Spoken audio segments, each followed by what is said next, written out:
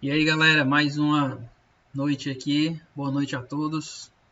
Começando mais um vídeo aí sobre questão de domínio, né, das placas do motor. Hoje eu vou trazer para vocês um conteúdo realmente de valor. Só vamos fazer uns testes aqui, se tá tudo ok. Tá tudo ok? Então estamos fazendo uns testes aí.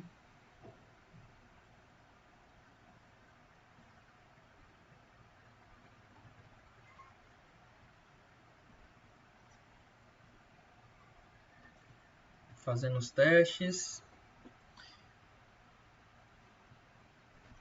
Bem, o professor Alan falou na aula passada algumas informações que são muito relevantes de placas de motor,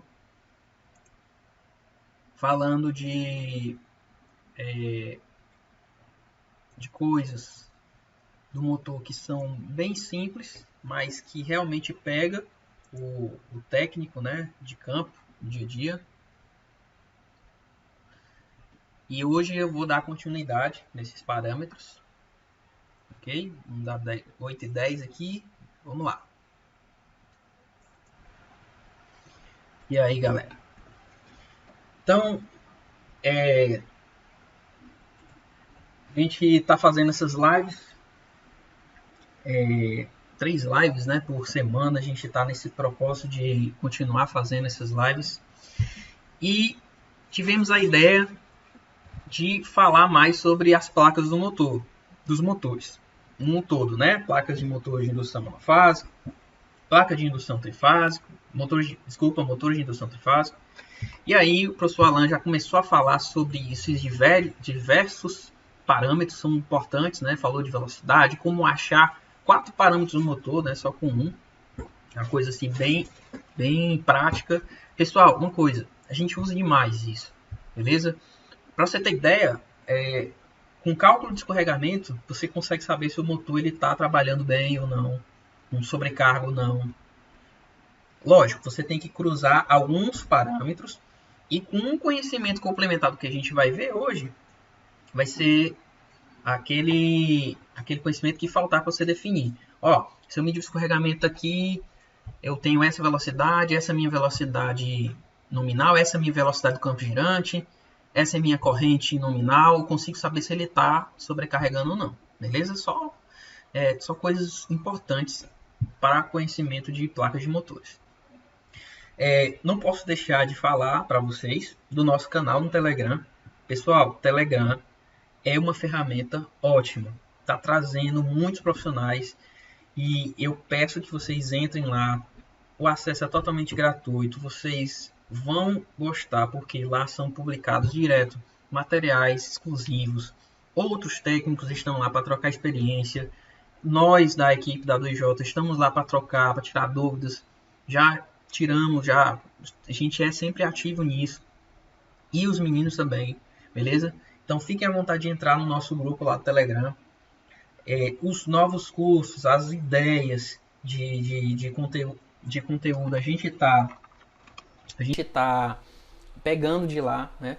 Então, todo o nosso, vamos dizer assim, que seria o nosso núcleo criativo lá, né? A gente vê o que é que os alunos estão querendo e aí estamos lançando a partir disso. E prévia aí, pessoal, futuramente a gente vai lançar um treinamento totalmente gratuito de comandos elétricos.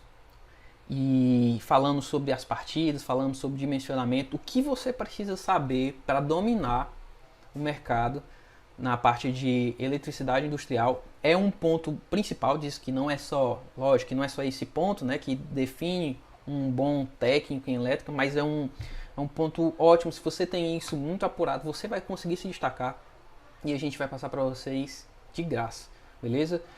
Com o intuito com esse negócio de vírus, esse negócio todo que está acontecendo no mundo, a gente tem que aproveitar quem está parado, quem está em casa, quem pode ficar em casa, logicamente, a gente tem que aproveitar para investir no nosso conhecimento. Então, assistam as nossas lives, a gente está tendo live segunda, quarta e sexta.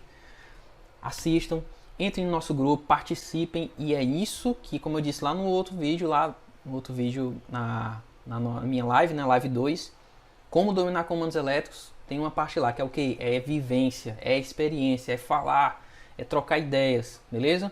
Todo o material, esse material que eu estou usando aqui de apoio, vai estar tanto lá no grupo, beleza?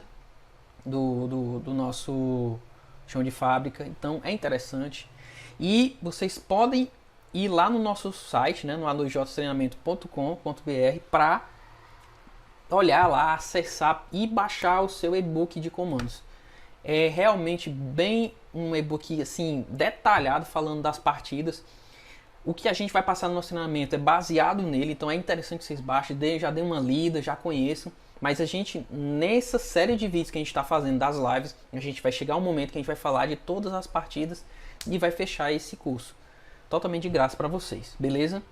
Então corre aí, se inscreve lá no nosso canal. Se você não é inscrito no YouTube, se inscreve no YouTube para você receber, né? Marca o sininho aí para você receber as notificações. E é isso aí, vamos lá começar. Essa live, a gente, no nosso planejamento, a gente identificou que para a gente começar a falar de comandos lá na frente, a gente precisa entender as placas. A gente precisa entender alguns parâmetros do motor. Lembrando da nossa outra live lá, que de como dominar comandos elétricos, lá tem uma parte falando sobre que você precisa conhecer as máquinas. Então, a máquina elétrica que eu proponho aqui que a gente conheça é os motores de indução trifásico, beleza? Então, alguns parâmetros que você precisa, que nós precisamos conhecer para o uso, correto uso, pessoal, dos motores de indução trifásica, eu separei nesse material, que é a parte 2. A gente ainda vai ter uma parte 3, e se assim a gente conseguir fechar a parte 3, a gente já vai passar para a parte de comandos propriamente dito. Mas se não, vai ter uma parte 4 até encerrar todo o conteúdo que a gente precisa, que vocês precisam saber sobre máquinas, para vocês ficarem especialistas nisso, ok? Então, algumas coisas que a gente precisa entender aqui primeiro, eu vou dar uma breve contextualização do que você precisa saber por que você precisa saber disso para dominar as placas elétricas, as placas de motores trifásicos. Então, qual é a grande contextualização, né? Separei alguns pontos. Primeiro, uma coisa que o Alan já tinha falado na live dele, na parte 1, é que realmente, pessoal, se a gente for olhar, existe um órgão chamado BEM, que é o Balanço Energético Nacional, que ele é ligado ao MME, que é o Ministério de Minas e Energias. E esse Balanço Energético Nacional, ele é um órgão do governo que ele analisa toda a matriz energética, perfil de consumo, e tanto residencial, industrial, e aí existe um estudo deles. O estudo que eu peguei é um estudo bem recente, que aproximadamente na indústria, cerca de 68,5%, mas eu coloquei no material aqui que aproximadamente 70% do consumo de energia é de motores principalmente trifásicos. Quando a gente fala de indústria, a gente já até falou em alguns podcasts, alguns vídeos curtos que tem aí na página, vocês podem olhar, que o preferencial não é que os motores monofásicos não são utilizados, mas o preferencial na indústria, sabendo que o motor trifásico é uma carga equilibrada para o sistema trifásico, na indústria eu tenho um sistema trifásico e tudo mais, é os motores de indução trifásica. E eles representam 70% aproximadamente do consumo. Outro ponto de contextualização é que ninguém, pessoal, nenhum empresário, você que está me assistindo, que tem uma empresa pequena, a indústria de transformação, né, que parece que tendo uma máquina você tem um motor. Esses empresários ou você mesmo, você não quer fazer um investimento na sua linha de produção ou no seu processo ou em qualquer lugar onde você vai botar esse motor, você não quer ter perdas, você não quer ter prejuízo, você quer ter o quê? Retorno. Então, o retorno financeiro em qualquer investimento tem que ser garantido em qualquer operação. Professor, comprar um motor elétrico é um investimento? Lógico. Ora, se você pegar um motor de, sei lá, de meio CV, um motor novo aí, 400, 500, 600 reais, beleza. Mas você vai pegar um motor de 15 CV, Um motor de 15 CV, pessoal, é R$ 7.500, R$ 8.000, a gente está falando nessa cifra, né? Então, é um investimento e você quer ter retorno. Você não está comprando um motor para ele ficar parado, ele não é de graça. Você não está comprando ele para ficar de enfeite, você quer usar ele para ele trabalhar em prol do seu processo, né? E se você está colocando esse motor, você está querendo ver melhorias, você quer ter retorno, beleza? Uma coisa que é importante nessa contextualização, e um custo de produção ou o custo de produção de qualquer coisa, os gastos mais relevantes são, primeiro, gastos energéticos, e a gente já sabe lá, ó, que os motores representam na indústria cerca de 70%, então a gente tem que olhar com foco nesses equipamentos. Então, os gastos energéticos e os custos de manutenção são bem pesados, em cima do custo de produção final, né, do produto. Então, se você tem uma eficiência nos custos de manutenção e você tem uma eficiência para melhoria da utilização do seu motor onde você vai instalar, é muito interessante. Por quê? Porque você aumenta os seus seus lucros, né? Você aumenta a sua margem de lucro, você pode aumentar a margem de lucro, você pode ganhar mais no produto final, beleza? Então isso é um conhecimento que é relevante. Por quê?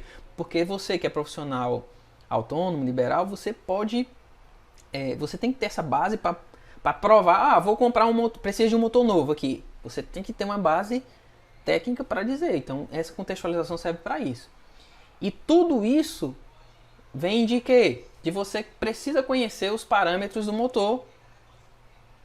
Você precisa conhecer os parâmetros do motor para conseguir contextualizar, né, a situação. Fatores que influenciam na baixa eficiência energética: má instalação, especificação errada do motor e problemas nas instalações elétricas. Isso aqui, pessoal, influencia diretamente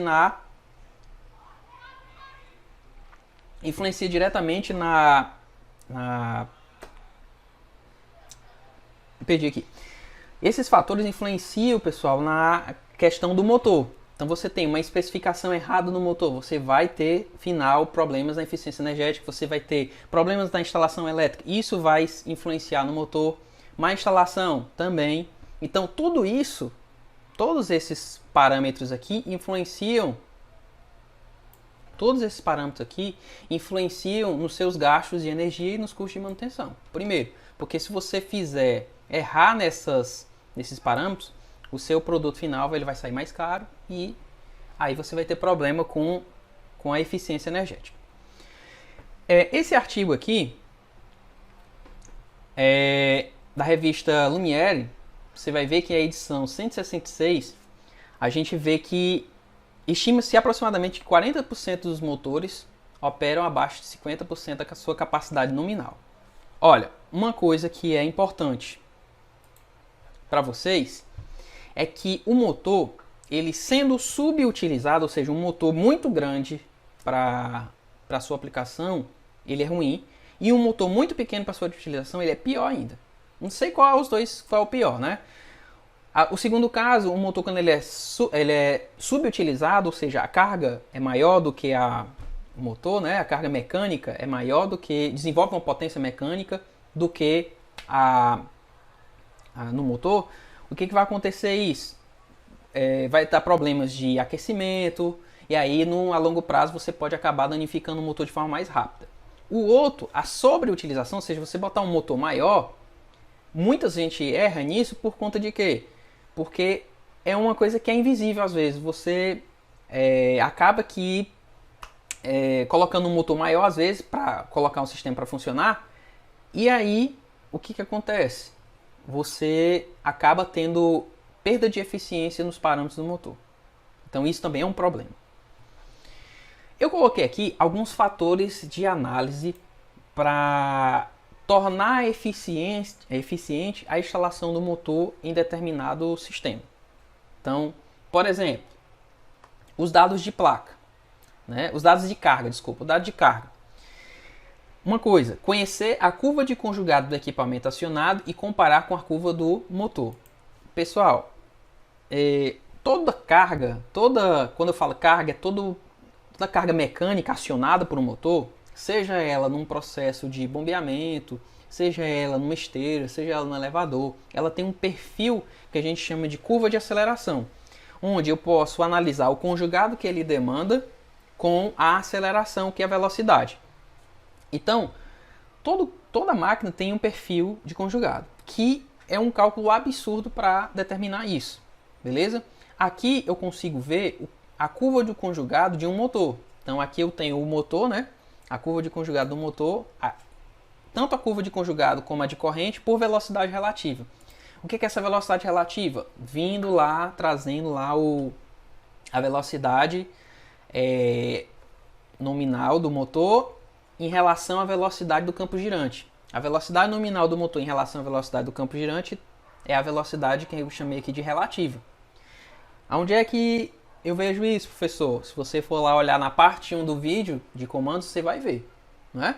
Você vai ver que essa relação é a que é dada aqui. Ó. Tanto é que no gráfico aqui você consegue ver que a gente tem aqui, né, ó, 0, 10%, 20%, 30% de quê? Da velocidade síncrona. Então aqui, ó, 30% da velocidade nominal em relação à velocidade síncrona, 50, 80, 100, beleza? O 100 aqui, o Alan explicou lá, né, que quando o motor está em 100%, ou seja, a velocidade do rotor está em 100% da velocidade síncrona, ele tem conjugado zero, né? Não é isso? Eles nunca, por isso que o nome do motor é motor assíncrono, né? Ele tem que sempre estar diferente, as duas velocidades, do campo girante com a velocidade do rotor. Então aqui a gente nota o quê? Que o motor, quando ele é ligado, né, quando ele parte, aqui é a curva azul é a de corrente e a curva preta é a curva de conjugado. Ó.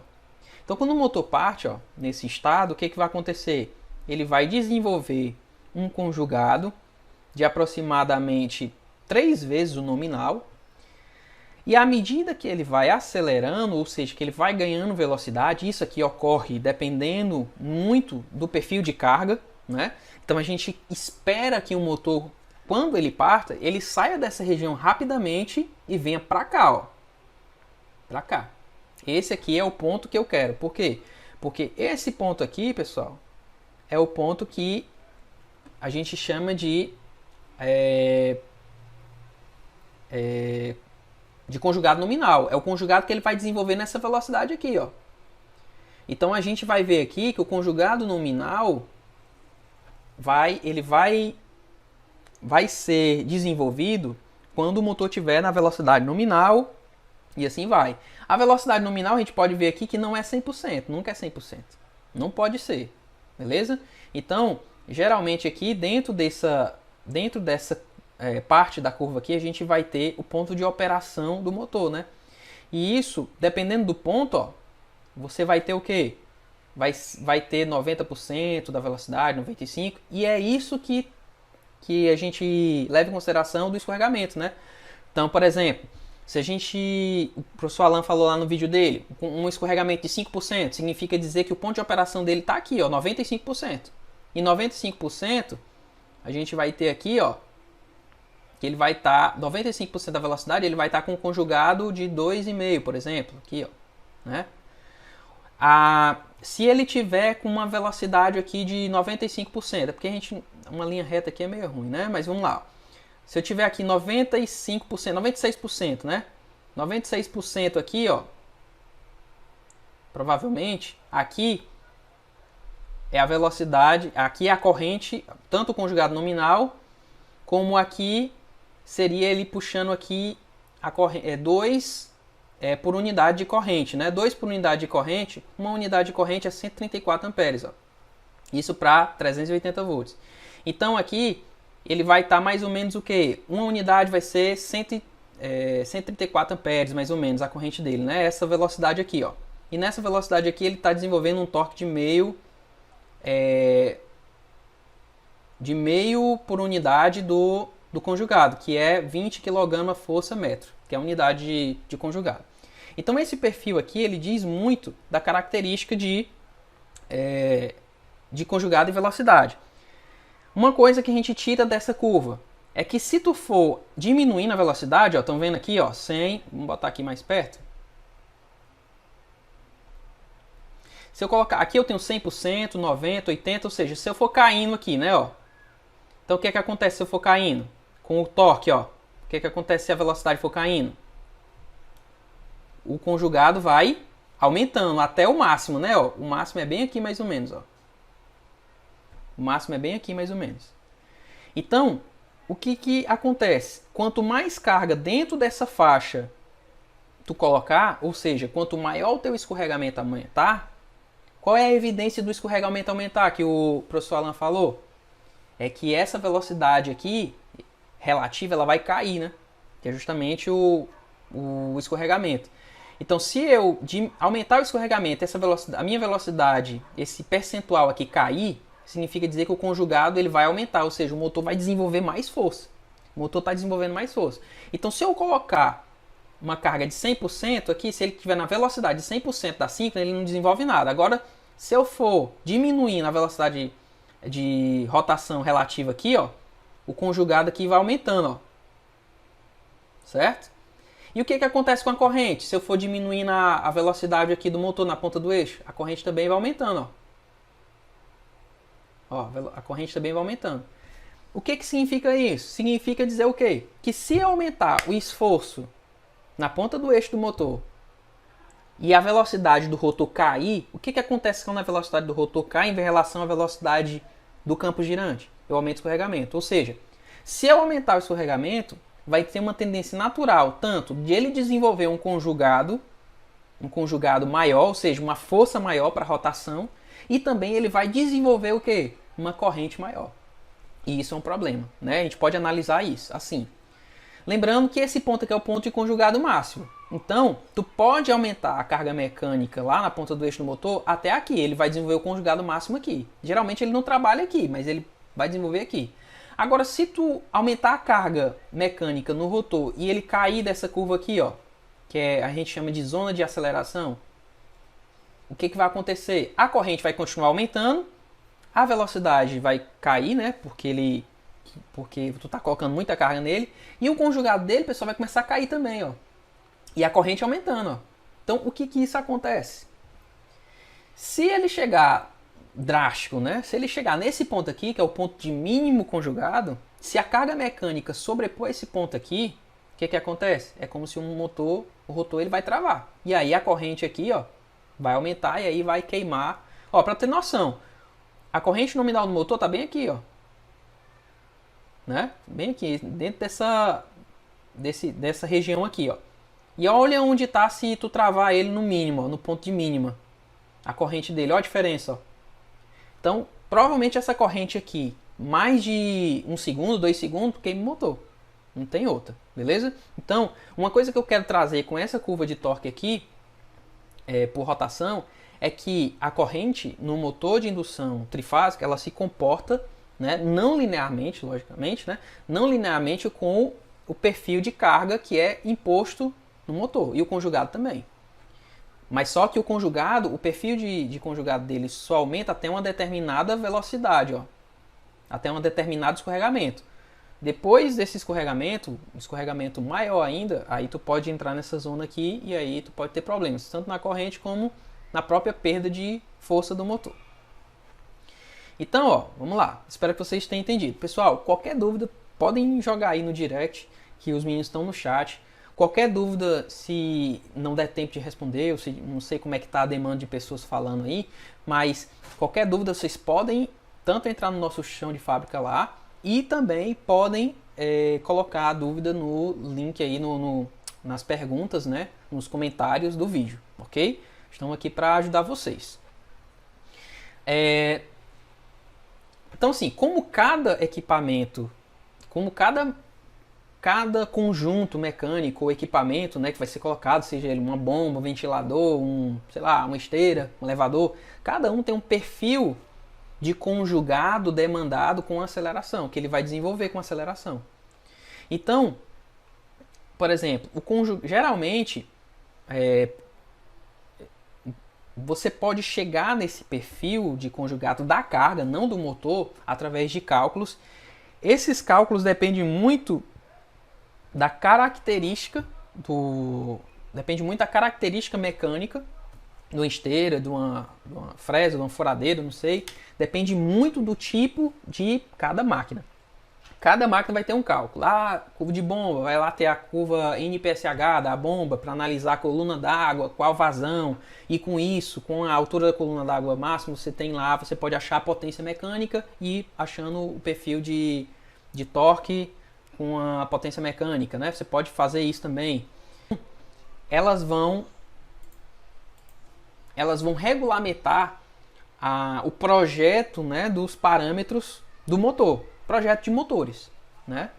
E aí, o que acontece? Você vai ver que existem três perfis de conjugado, desse preto aqui, ó, 3 perfis de conjugado com a velocidade que os motores são fabricados, onde cada perfil de conjugado é atribuído a uma categoria do motor. Então, por exemplo, o motor de categoria N, ele tem um perfil de conjugado. No caso, esse motor aqui, o perfil de conjugado dele é esse, ó.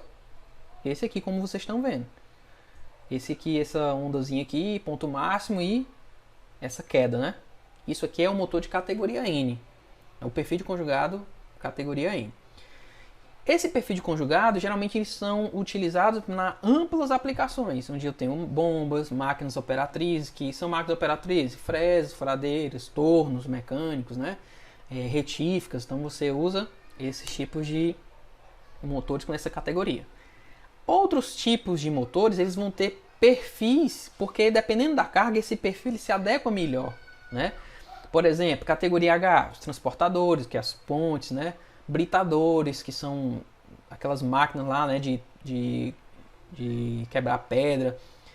Outras categorias, essa aqui é a categoria H, e tem a categoria D, que é usada em elevadores, prensas, excêntricas. Por quê? Porque nesse tipo de aplicação, o perfil de carga ele tem que se comportar geralmente com picos de carga. Por exemplo, uma prensa excêntrica, para quem nunca viu, é uma prensa que geralmente é usado para conformar. Você bota uma chapa e aí você tem um motor lá, e quando o operador dá o comando, uma embreagem, né, coloca lá o motor girando, e aí você tem aquele pico de torque que tem que ter para bater lá, para baixar o martelo e bater na peça, né, para a peça virar uma conchazinha, uma colher, que seja, né? Como eu preciso de muita força, esses objetos geralmente eles conformam materiais metálicos, né? Em formas metálicas. Ok?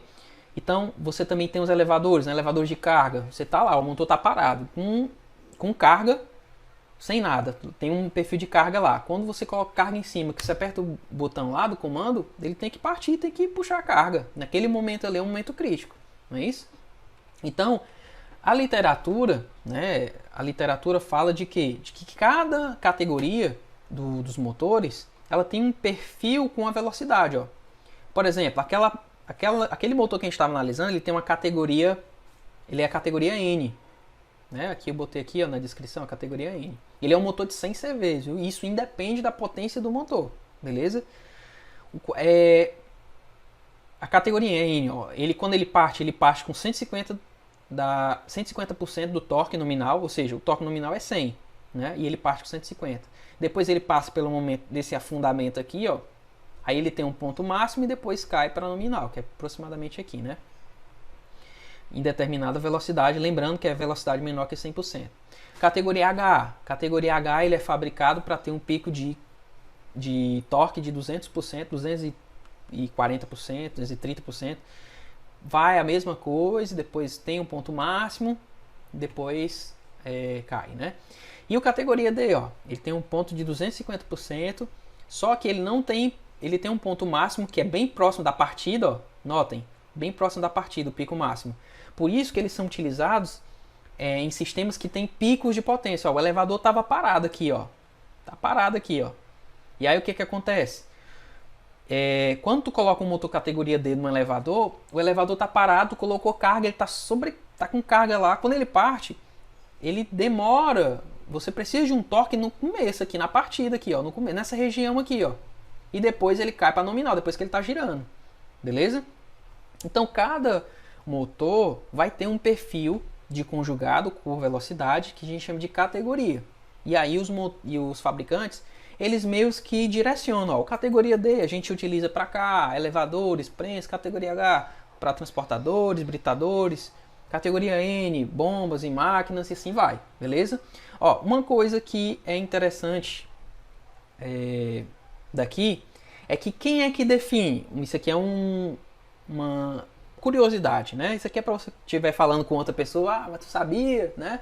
Aquelas, é uma curiosidade, mas é muito importante quando a gente vê máquinas elétricas. Quem é que define essas categorias aqui? Essas categorias aqui, pessoal, são definidas por um parâmetro de projeto que é a resistência rotórica.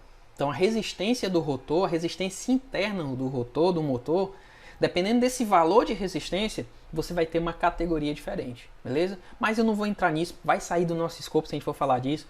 Talvez a gente possa fazer um videozinho, um curto falando sobre isso, mas é muito, muito específico para projeto e análise do comportamento do funcionamento de motores. E aí entram uns cálculozinhos, beleza? Mas eu não vou chegar nisso aqui. Não vamos falar disso pelo menos hoje aqui. Se vocês pedirem, aí a gente pode fazer algum, mas é bem pesado nos cálculos, né?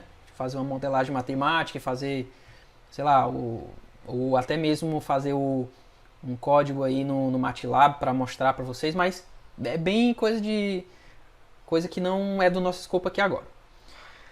Mas que, se você conhecer, ótimo, é um diferencial. Já até agora tu não mostrou a placa do motor, onde é que tem essa categoria desse motor aí? Bem aqui, pessoal, ó, marquei aqui que toda placa do motor tem um parâmetro CAT. E aí o parâmetro CAT tá aqui, ó, N, né? Beleza? Então, desse parâmetro, a gente consegue saber que a categoria desse motor ele é utilizado categoria N. Ele tem esse perfil de conjugado por velocidade. Beleza? Espero que até agora esteja tudo tranquilo aí, pessoal. Podem colocar aí qualquer dúvida, beleza? Não vou falar de novo para não soar repetitivo, mas nessa placa aqui a gente consegue ver outras infinidades de parâmetros. A gente, como eu disse, nos outros vídeos a gente vai destrinchando até você conhecer todos os parâmetros do motor, beleza? Esses aqui eu julguei importante, pegando o gancho do que o Alan já tinha parado de falar, mas o Alisson vai continuar falando de outros parâmetros na sexta-feira e acompanhe, pessoal. Acompanhe que vai ser muito rica e para a gente conseguir dar a introdução para o curso de comandos da gente. O que vai definir para o motor não funcionar muito bem? Como a gente já tinha falado, né? Um dos pontos que a gente vai definir os fatores de análise, né? Primeiro analisar os dados da carga, depois a gente vai analisar o que? O percentual de carga que é utilizado no motor. Puxando também do gancho daqui, né? A gente já falou de carga, de conjugado, espero que você já tenha entendido.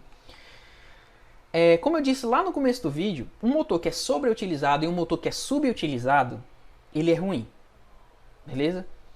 Ele é muito ruim. Por quê? Primeiro, quando o motor é sobreutilizado, ou seja, quando o motor ele é muito mais potente do que a carga pede, você vai ter um problema que ele não vai ser imediato.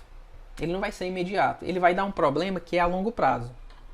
Principalmente aonde? Na questão da eficiência energética, no custo de energia. Ora, se tu coloca um motor de 75 CVs num local, onde você poderia colocar um de 35, tu está usando quase o dobro. Então, o que acontece com essa potência a mais? Ela vai se perder tanto em perdas, principalmente por eficiência, ou seja, você vai ter um problema principalmente que você vai gastar energia transformando a energia do motor ali que está sendo subutilizado em calor, você vai papocar tudo em calor, que é a questão da eficiência, e você também vai ter perdas no fator de potência. Perdas no fator de potência é bem mais, vamos dizer assim, o problema é um pouquinho maior, por quê?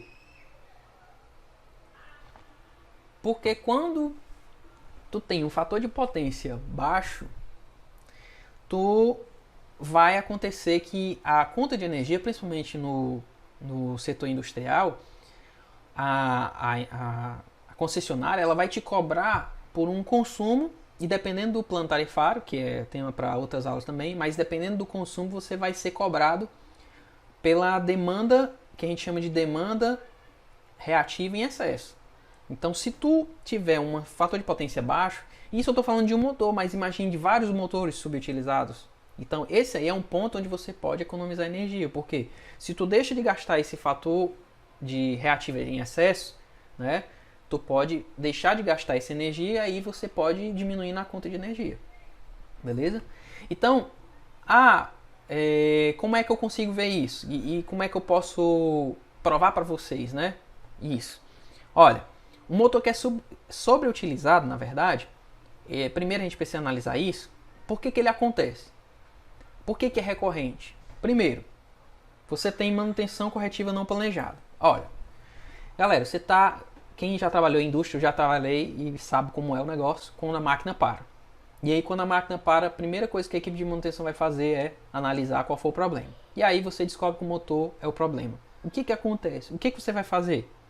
Pegar o motor, porque é um motor que deu um problema, que entrou em curto, ele não tem como a gente dar um jeitinho ali e ele funcionar, não. É troca imediata.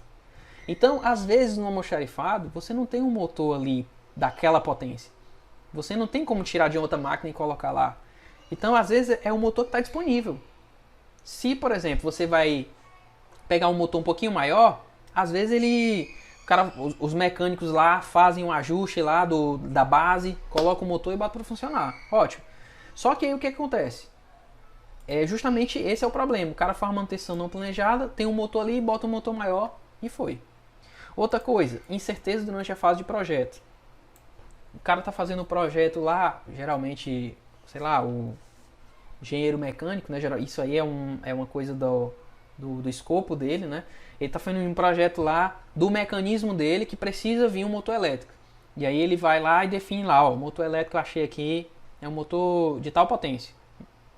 Só que eu não estou muito confiando não, vou botar para mais. Vou dobrar aqui a potência, vou botar, em vez de ser um motor de 5, vou botar um motor de 10. Tanto vai encarecer no custo de instalação, de execução, como vai encarecer depois, né? Como eu disse, o motor sobreutilizado é muito ruim para eficiência energética. E a gente vai já mostrar por quê. E existem algumas aplicações que há aquela questão, né? Se eu colocar uma potência maior, cara, tem gente que não conhece essa questão das categorias e coloca qualquer motor em qualquer aplicação, pessoal. E às vezes, o motor aqui, a potência está pequena para ele. Aí o que ele faz? Bota potências maiores, né? Para determinados equipamentos para eles funcionarem. Então isso também gera um problema de sobreutilização. Ou seja, o problema é real. O problema é bastante real. Ok? Então, aqui, pessoal, todos esses gráficos aqui, pessoal, eu tirei de um produto comercial que já existe, de um fabricante, né, fabricante WEG, que por sinal tem motores muito bons, motores que são muito utilizados e muito conhecidos, né? Quem trabalha na área, quem nunca ouviu falar de equipamentos da WEG, né? Então são motores, são equipamentos muito bons.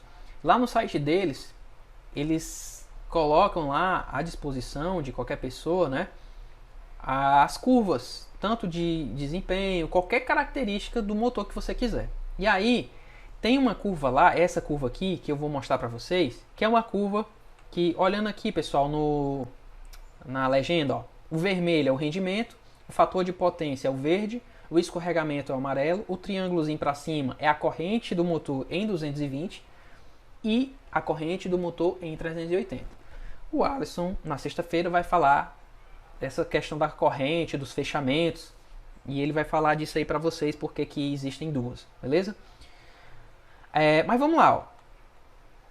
E aqui no eixo X, né, a gente consegue ver o que?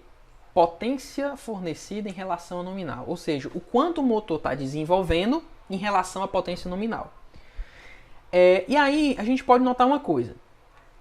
Esse 30 aqui, o que é que ele representa? 30 significa dizer que o motor está usando só 30% da potência dele. 80 significa dizer que 80% da potência dele. E assim vai. Ok? Vamos analisar aqui uma coisa. Ó. Olha aqui, pessoal, olha aqui como é que funciona a coisa. Se o motor tiver com 10%, vamos supor que o motor está super dimensionado para aplicação. Se o motor tiver com cerca aqui de 10% da potência dele nominal, que pode acontecer, viu? Olha o rendimento dele, ó. O rendimento dele aqui é de, aqui no eixo aqui, ó, é de 80 e, sei lá, vamos supor que você faz uma interpolação aqui, é 85%. Mas olhem, se eu utilizar o motor em 100%, olha aqui quanto é que o rendimento dele vai, ó. Quase para 100%. Ou seja, 96, 95, como é um motor de alta potência, geralmente é 95, 96%. Então, o motor sendo subutilizado, só a eficiência dele aí já foi. O que significa esses 11% de eficiência de diferença? O que significa isso? Significa dizer que é 11% de energia que está sendo torrado em calor. O motor é para aquecer? Não, né? Mas se tu subutilizar ele, tu vai estar perdendo calor ali, ó, jogando energia que tu poderia utilizar para o motor, tu tá jogando ali em forma de calor. É isso que esse gráfico está dizendo. Outra coisa, se tu tiver aqui, ó, ele trabalhando cerca de, sei lá, vamos botar aqui já que é um ponto 25%, né? 25% da potência nominal dele.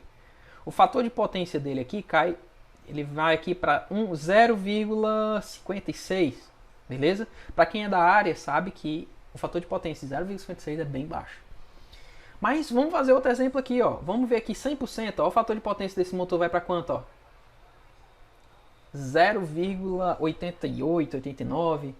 Uma reflexão aqui. Sempre eu tenho que acertar em 100% a potência do motor, a carga? Será? Sempre eu vou ter ali exatamente? Não, né, pessoal? Não tem como, beleza? Se a gente olhar no gráfico, a gente tem uma região que é bem linear aqui, ó. Aqui é os 100%, né, ó?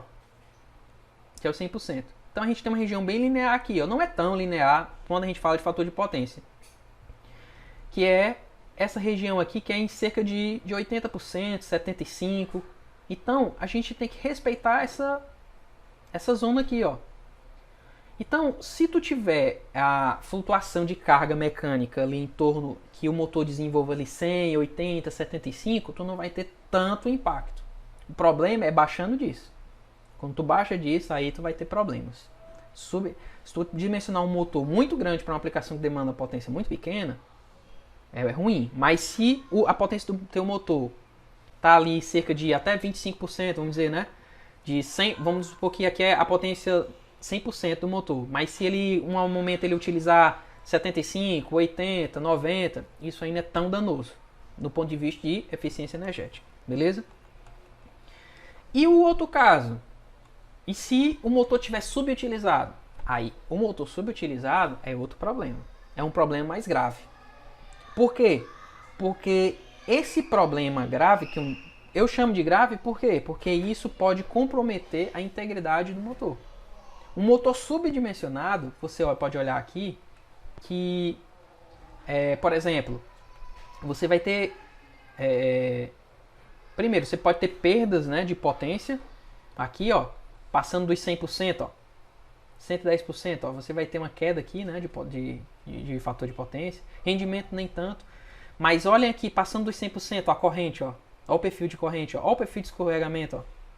Né? Isso significa dizer que a corrente vai ser maior, o escorregamento vai ser maior e você vai ter problemas. Problemas principalmente de quê? Eu posso destacar aqui dois parâmetros que vai identificar que você pode ter problemas se o motor estiver subutilizado. Os dois parâmetros que eu falo aqui, pessoal, é a corrente, principalmente, e a classe de isolamento. Que são dois parâmetros que a gente tem que estar de olho. A classe de isolamento fala principalmente da categoria da qual a temperatura máxima que esse motor pode aguentar. A temperatura máxima do ponto mais quente no motor. Beleza? Isso é normatizado. E a corrente, né, a gente consegue ver aqui que se o motor desenvolve mais que 100%, ó, a corrente aqui ela tende a aumentar, né, ó, tanto em 380 como em 220. Isso também é um problema. Por quê? Porque isso vai causar aquecimento. Então, o que acontece? Eu separei aqui três eu marquei aqui 3 parâmetros. Isso aqui é do manual lá do motor, né? Primeiro, aqui a corrente nominal dele, vamos supor para 380, vai ser 134 amperes. Beleza? Uma coisa, um parâmetro que eu quero chamar a atenção aqui. Primeiro, todo motor ele vai ter o fator de serviço. O fator de serviço é um número que ele pode, geralmente ele está em torno entre 1 a 1.25. Eu nunca vi fator de serviço maior que esse. O que é esse ponto 25 passando do 1? É a que a gente chama de reserva técnica. Ou seja, para uma flutuação de carga para mais do motor, ou seja, meio que temporário, ou até mesmo permanente, ou seja, o motor está subutilizado naquele momento, né? Ele realmente, o motor está ali desenvolvendo 100%. Aí daqui a pouco, sei lá, aos poucos, né, o rolamento vai desgastando, vai aumentando a resistência ali, o conjugado resistente vai aumentando, a corrente vai aumentar um pouco.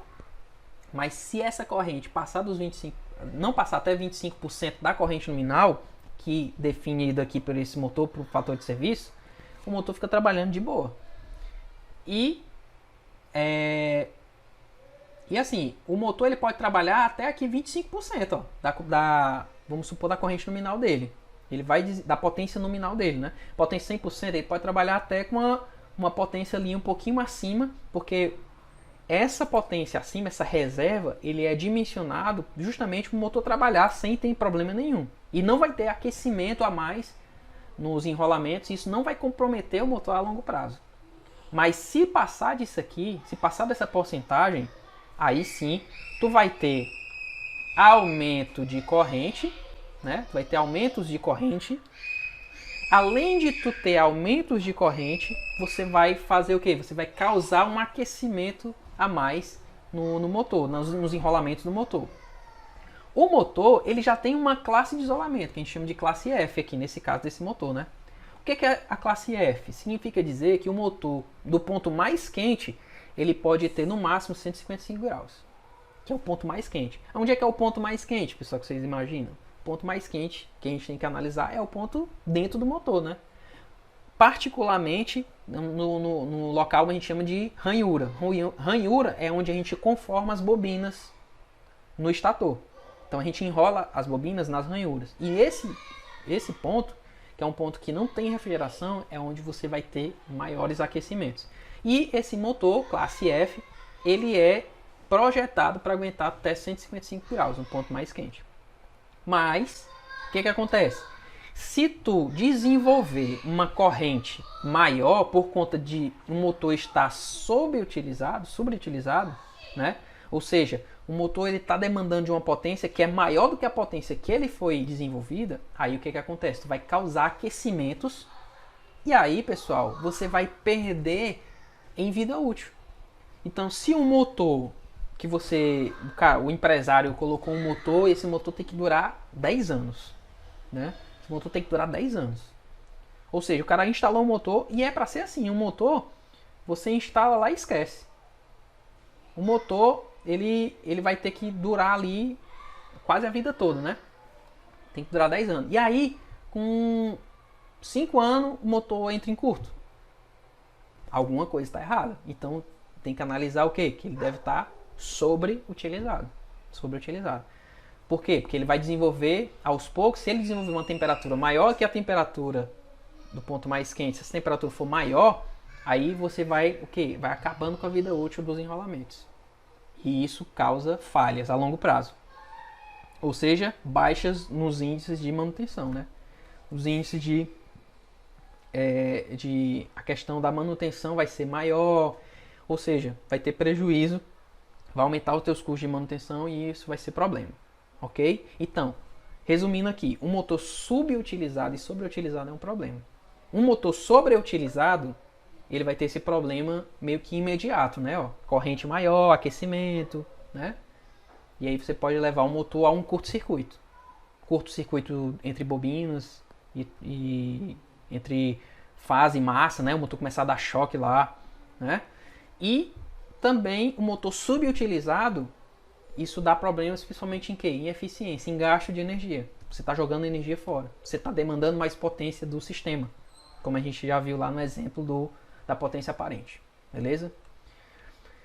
Manutenção excessiva por falta, ou outro ponto, né? Manutenção excessiva por falta de consideração por fatores externos, ou fatores externos mecânicos. Olha, o cara colocou um motor sem considerar aonde é o local. É um local que vai estar o relento, vai estar pegando chuva, que o operador vai estar, por exemplo, na indústria alimentícia, né? O operador, ele lava o chão. De quem trabalhou na indústria alimentícia sabe como é. Eu já trabalhei e já fiz vários serviços para a indústria alimentícia e é todo o tempo o chão molhado, é água pegando no motor direto. Então, os motores, eles têm que, para não causar manutenção fora do planejado, manutenção excessiva desses motores, você tem que ver que o motor ele tem que ter uma proteção externa para proteger a parte de dentro, que é a parte onde você vai ter lá a eletricidade correndo, né, nas bobinas.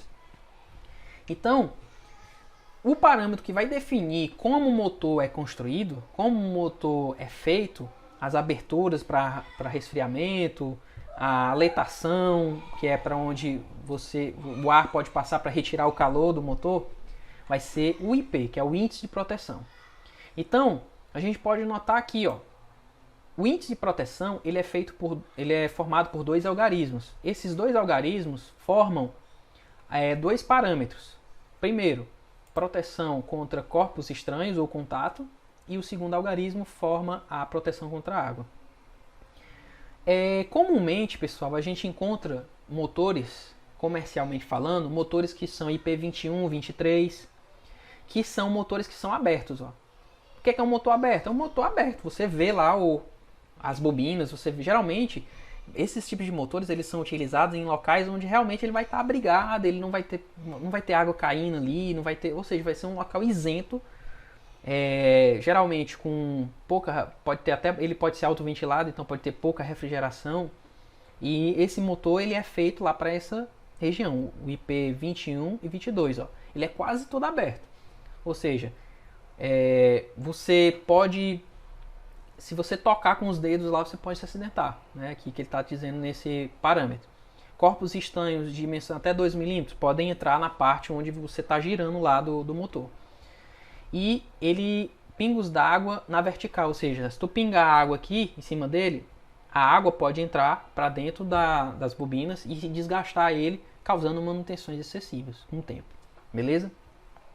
E existe os IPs, à medida que vai aumentando, o IP do motor, à medida que ele vai aumentando, mais ele vai ser blindado contra essas ações externas. Então a gente vê que comercialmente a gente tem motores que são IP55, que aqui ó, proteção completa contra toques, a pessoa pegar ali, ela não vai sofrer nenhum acidente, nenhuma parte móvel. Proteção contra poeira, né? Dependendo da região onde você vai instalar ele vai trabalhar muito bem, porque ele não vai deixar a poeira entrar na parte interna, né? Isso vem, pessoal, principalmente por quê? Porque você vai ter as tampas do motor, aí você na parte do rotor ali, onde ele vai pegar o equipamento mecânico, você vai ter retentores, né, para fechar, O-rings, né, para fechar, para você realmente causar vedação com a parte interna do motor, né? Então, ó, um motor IP55 ele é próprio para receber jatos d'água em todas as direções, que ele vai estar protegido contra acúmulo de poeiras e contra toques, por exemplo. Aí, por exemplo, se você pegar outros motores aí, né, um IP65, 66, você pode colocar até ele imerso dentro d'água, que ele vai estar protegido. Existem bombas, você pode jogar ele dentro d'água, que ele está protegido lá. Beleza? Então, quanto maior o índice de proteção, mais protegido ele vai ter internamente e também protegido contra essas poeiras, né, que podem ser abrasivas. Sabe que poeira tem grãos, né, de areia que são abrasivos, né, ali ele está girando ali, você pode degradar o isolamento dos fios e aí causar um curto a longo prazo. Então, esse aí é um fator muito importante de placa do motor, beleza? A gente pode ver aqui, ó, não sei se tem o IP dele aqui, não, do motor que a gente está estudando não, mas tem aqui na nossa placa, a gente vai ter o IP dele bem aqui, ó, esse motor aqui é um IP55, ok? Então, pessoal, espero que vocês tenham gostado da nossa live, da informação que eu passei para vocês. Esse material vai estar disponível no nosso grupo lá, privativo, que é o Chão de Fábrica. Espero que vocês possam clicar no link. Instala aí, pessoal, o Telegram, bem facinho de instalar. E é muito usual, porque o material que a gente está produzindo para trás, você entrou no grupo, você tem acesso dos materiais que estão para trás, né? E todos os materiais, tudo que a gente está divulgando, todos os materiais exclusivos estão lá. Inclusive, tira dúvidas, enquetes, vídeos da gente trabalhando, dando opinião, mostrando lá em loco lá o que a gente está fazendo, né, nos serviços que a gente faz por aí. E muitas e muitas dicas e a vivência, pessoal. Você só vai aprender da área elétrica se você tiver a imersão, contato com outras pessoas, estiver conversando sobre esses assuntos. Principalmente você que é novo aí, que não tem muita experiência e não foi dado para você ainda a oportunidade em alguma indústria, você só vai se desenvolver, vai chegar muito mais diferenciado se você tiver esse contato com profissionais, com pessoas que nem a gente aqui, para conversar sobre isso direto. Todo o tempo a gente está lá online, tirando dúvidas, e espero que vocês olhem, e esse material vai estar lá, beleza? Espero que vocês tenham gostado. Muito bom de estar com vocês aqui, e na próxima semana a gente faz outra live, ok? Pessoal, muito obrigado, valeu, boa noite.